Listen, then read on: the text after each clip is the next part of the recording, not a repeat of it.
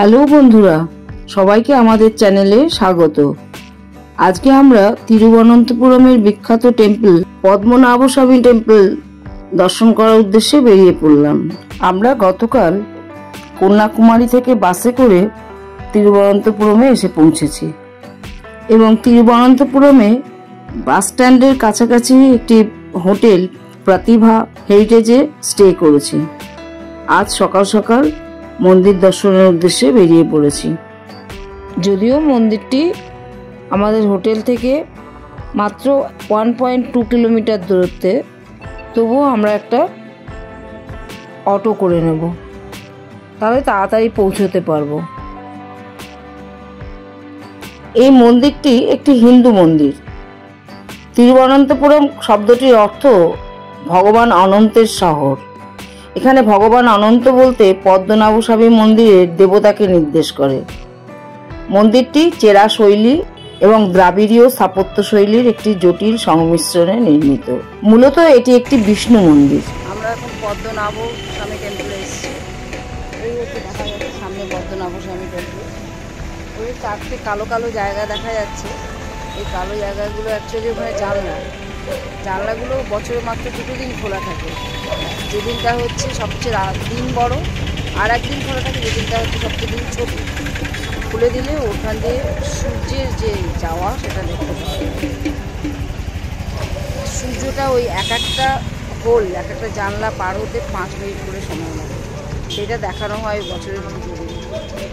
আর মন্দিরের ভিতরে তো মোবাইল ফোন কিছু অ্যালাউড নয়, বাইরে থেকে যা আমাদের ভিডিও ছবি করে নিতে হবে, স্ট্রিক্টলি প্রহিবিটেড।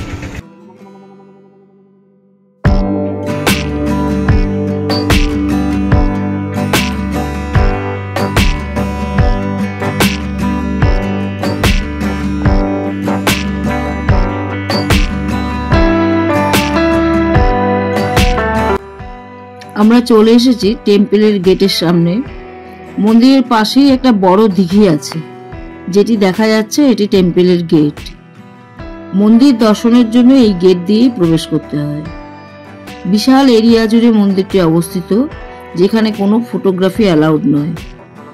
মন্দির খুবই জাগ্রত। এই মন্দিরে প্রবেশের জন্য বিশেষ ড্রেস কোড আছে। পুরুষরা খালি গায়ে ধুতি পরে আর মেয়েরা শাড়ি পরে প্রবেশ করতে পারে। মোবাইল, বড় ব্যাগ ইত্যাদি মন্দিরে নিয়ে যাওয়া যাবে না। বাম দিকে অনেক ছোট ছোট জায়গা আছে, যেখানে মোবাইল, ব্যাগ এসব জমা করে রাখা যাবে। এবং কেউ যদি উপযুক্ত পোশাকে না এসে থাকে, তার জন্য এখানে শাড়ি, ধুতি, দোপাট্টা সবই কিনতে পাওয়া যায়। মন্দিরের ভিতরে একটা বিশাল বড় এরিয়া এবং এই এরিয়া জুড়ে লাইন থাকে, যেখান দিয়ে লাইনেই আপনাকে আস্তে আস্তে এগিয়ে মূল মন্দিরে যেতে হবে। মূল মন্দিরের ভিতরে কোনো ইলেকট্রিক আলোর ব্যবস্থা নেই, শুধু প্রাকৃতিক আলো এবং প্রদীপের আলো। মন্দিরের ভিতরে এবং বাইরে অনেক সিকিউরিটি। এটাকে বিশ্বের সবচেয়ে ধনী মন্দির বলে মানা হয়।